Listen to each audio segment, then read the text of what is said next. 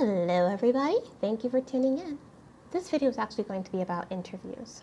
I know this is supposed to be a fun and positive channel, but let's talk about the topic for a quick second.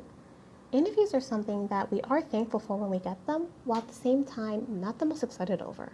Anymore, not too many people are ecstatic about going on job interviews nowadays. Some may even flat out hate going on interviews, and this could be for a number of reasons. Personally, I hate going on job interviews. The good thing is that over time, I have become more comfortable with speaking with the hiring managers or assistant managers. That's one good thing. There are even some interviews where I have had nice conversations with the hiring managers. But honestly, those were only a few of my interviews, not all of them. There have been interviews where I have wanted to either walk out either before the interview or right in the middle of it. And of course I didn't, but there were times where I really wanted to. I'm sure there are some who probably have felt the same way at some point during their job search journey as well. Anyways, here are some of my interviewing experiences and things that I hate about interviews.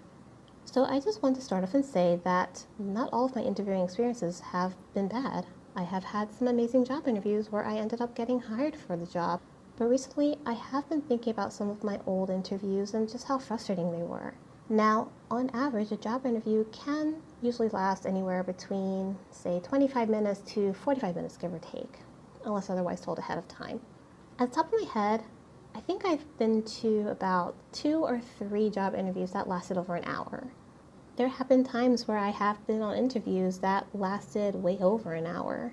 One interview that I can remember specifically informed me ahead of time that the interview process would last up to 2 hours, only for it to be cut right in half in the middle of the actual interview. Depending on the employer and the interview, they may want you to complete their assessment tests, which I honestly feel are completely outdated. These assessment tests are just completely ridiculous. A lot of these assessment tests that I have taken pertain to office programs such as Word, Excel, PowerPoint. The thing about these assessment tests is that they want you to perform certain tasks or actions using manual methods. I understand that the reason behind these assessment tests is to confirm that you know how to use the actual program. I don't have a problem with this. However, you are not allowed to use any sort of shortcuts at any time during the test. You can't use Control-C for copy. You can't use Control-P for print. If you want to print something, you literally have to show the test that you know how to go to the menu bar, select File, click Print Document, then Print. If at any point of this test you use a shortcut, the electronic test is going to mark the question as wrong. It's just wrong. There were times where I thought I was actually using manual steps to perform an action, only for it to be wrong at the end of the test. The test still considered the action that I had taken to be a shortcut. Now, here's the thing. When it comes to performing an actual task at an actual job, everybody is looking for shortcuts or the quickest way to complete a task. Bosses, supervisors, team leads, even fellow co-workers, they are more impressed when somebody knows a shortcut and are able to get a job done quickly than they are with anything else. These assessment tests seem more like program etiquette tests more than anything. Although I can understand the test wanting to make sure that a person really knows what they're doing and is knowledgeable about a program, the tests are beyond obsolete. Over the years, I haven't seen any changes to these assessment tests, and there really needs to be. Needless to say, I can't wait to get these assessment tests done and over with at an interview. But anyway, back to my interview rant. One reason I hate going on interviews is having to travel to an interview that I can only hope I will end up getting hired for. Interviews are basically a gamble anymore. During a job search journey, people are very cautious with their savings and try to make it stretch as much as possible. This is especially true for me. There have been times where I either had enough money for groceries for the week or gas to get to one interview. It gets really exasperating really fast when you are constantly picking between food or gas, especially when it's for a job that you're probably not going to end up getting.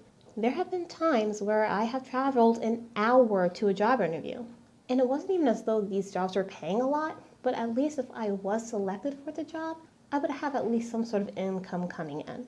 So after arriving 15 minutes early to the interview, I have signed in and I waited my turn. Now, have you ever gotten this feeling that something's a bit off, like something's not exactly right? Well, while I'm waiting, someone comes out to me and asks me if I'm waiting to be interviewed. I tell them that I am, and they kindly thank me for my patience and tell me that somebody should be with me shortly. While I continue to wait, it is now 15 minutes past my scheduled interview. At this point, I'm thinking that maybe the manager is working on finishing up a phone conference so that we can proceed with my interview. It is now 20 minutes past my scheduled interview. 5 minutes after that, a different person comes out and asks me if my name is Anu and if I'm here for an interview. After this, I confirm I am Anu and I'm still waiting to be interviewed. I am asked yet again to wait. It is now going on 35 minutes past my set interview, and the first person that had originally came out comes to me again and tells me that the reason that I have been waiting for so long is because the hiring manager isn't in the office. So I'm automatically thinking, oh my goodness, like, did something happen? Did they get sick? Did a family member get sick? What happened? Oh my gosh. Yeah, spoiler alert. Come to find out, they never even bothered to come in because they had forgotten that they had scheduled me for the interview to begin with. Technically, they had just gotten back from vacation.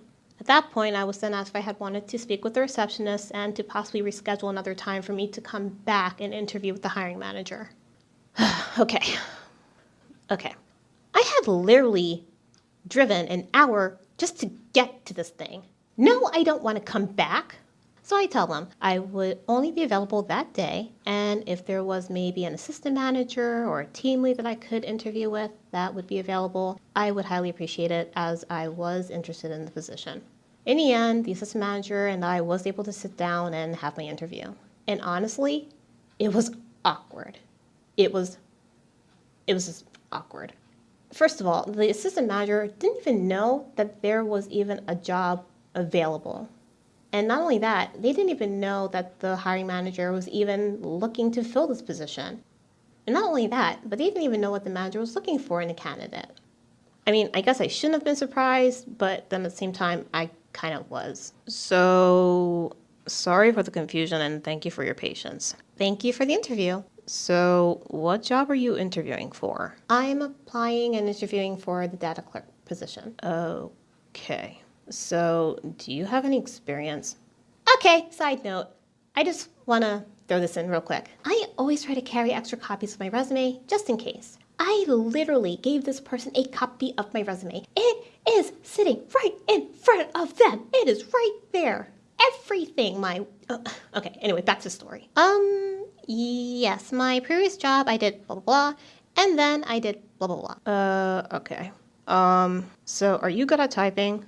Yes, I can type over 80 words per minute. Okay. Well, thanks for coming in. Sorry our hiring manager wasn't able to meet you today. They actually got tied up with another task. No, they didn't! So if the manager feels that you're a good fit for the position, they'll be sure to reach back out to you for a second interview. So thanks for coming in. Okay. Honestly, I guess I shouldn't complain too much. At least I was able to see the good and the bad of certain jobs to make a healthy decision as to whether or not me accepting the job was worth the extra gray hairs. Now, don't get me wrong, I am not opposed to gray hair by any means. I would personally love to sport the rogue look from X-Men. I actually went to high school with a girl whose bangs were naturally gray. Technically, it was a genetic thing within her family, and only the women in her family had it. I used to think she was so cool. But anyway, seriously though, there are times where interviews can go from awkward to just plain irritating in no time flat, and it drives me insane. Frankly, if I'm going to arrive to an interview 15 minutes early, dress professionally, and have taken time out of my day to research a company, I want an interview with the person that is going to hire me. Some of these interviews have sadly ended up being just a waste of time and gas money, and I hate it. There have been a few things that I have noticed though during my interviews. One is that they don't like to see time gaps in employment, nor do they like to see multiple jobs where a candidate has only been there for a short duration of time, say maybe under a year. If you have one or both of these on your resume, prepare to receive some judgmental looks. To a degree, I do understand. A person may wonder if this candidate is even able to hold down a job at all. However, what so many people seem to forget is that companies are continually laying people off. If you were able to get a few temp jobs just to try to help make ends meet and are able to use references from those jobs because you are that awesome of an employee, then I honestly don't see what the problem is. If there are gaps or noticeable short durations at a job or jobs on one resume, regardless of the cause, be prepared, you will be judged. That's not to say that all employers are this way. Some are very understanding and laid back. But there is still that lovely majority that love to nitpick. This has happened to me, and I have explained during interviews that the previous company that I had worked for, unfortunately, they had downsized, and it just so happened that it was my department that they ended up letting go. During my job search, I also went back to school and completed my courses and graduated. Still, they weren't impressed. Now, don't get me wrong. When I tell them this, I'm not looking to receive praise like, praise me, I went back to school, praise me. No, I'm not that kind of person. It's just the fact that I did go back to school and ended up majoring in something that could possibly prove to be an asset to their department. But regardless, this still doesn't impress them. As much as companies are viewing employees as numbers more and more each year, they themselves do not like it if there is a possible chance that they will end up being used. They don't like the idea of being used as a stepping stone for an employee, especially if it means that they are just a temporary means until the employee is able to get their dream job, which is typically ironic.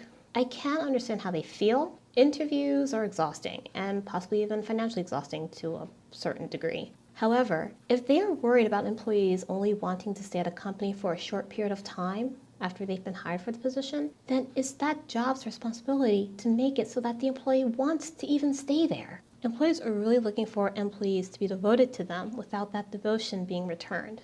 And again, it's totally ironic. I would honestly have to say that when it comes to interviews, there are two questions that I hate being asked.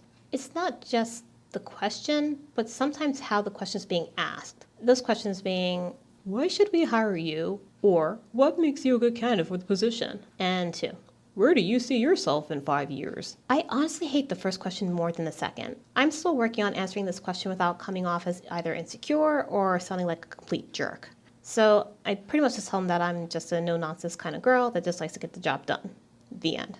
As for the second question, although I'm not one for answering a question with another question, especially depending on how the interview is going, let's say if the interview is just totally going downhill, it would probably end up going something like, so Anu, where do you see yourself in the next 5 years? Well, I could see myself here as an employee. However, I do have a question about that. Okay, what's your question? Well, in my research, prior to this interview, I've seen that your company's revenue has decreased by 3% thus far, in addition to the 12% from the previous year. In addition to that, I also found that there was recently a position posted for a project manager. Now, from what I've been able to gather from just our time during this interview, you seem to meet some of those qualifications for that position. So I'm actually curious, where do you see this department being in the next 5 years? Now, don't get me wrong. If I were a manager, I would want to create the best team possible. However, anymore, interviews have just become a joke. A lot of things have changed over time, and honestly, so should the interviewing process. The reason being that when people come into a job interview, everyone is cookie cut. Anyone can dress nice and give an A+ performance in an interview. However, that doesn't mean that they themselves will end up being a good candidate. Regardless of their dress and grooming, and yes, even their degree, it doesn't assure anyone that they are going to be a good fit, nor are they going to stay a good fit for the position. Someone wise once told me, you don't know the grade behind the degree. And that is very true. All of these things are just superficial at best, and honestly, the person needs to be evaluated as an individual. It's not the suit and it's not the degree, it's the person. Personally, if I had to choose between a recent grad student in khakis, a button-down t-shirt, and a tie, between an artsy individual with a tattoo sleeve and a technical certificate, I would choose the artsy person. Don't get me wrong, with certain jobs, there should be a certain dress code, especially for certain interviews pertaining to those jobs. For example, like chemists or doctors or lawyers, something requiring like higher degrees like PhDs or masters or something along those lines. But outside of that, I honestly feel that interviews should be held in casual attire. Hear me out. Yes, there are some people that are able to get a good sense of people's personalities. Some people have a real gift when it comes to that. Some of my friends are like that. However, I think to really get a sense of someone, make the environment as casually professional as possible.